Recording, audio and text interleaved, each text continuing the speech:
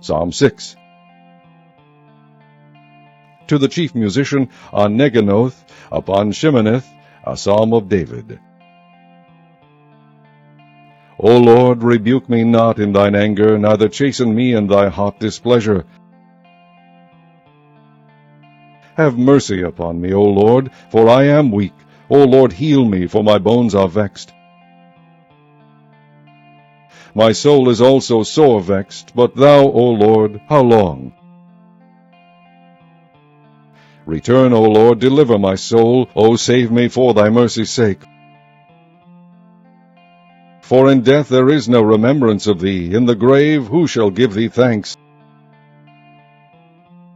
I am weary with my groaning. All the night make I my bed to swim. I water my couch with my tears. Mine eye is consumed because of grief. It waxeth old because of all mine enemies.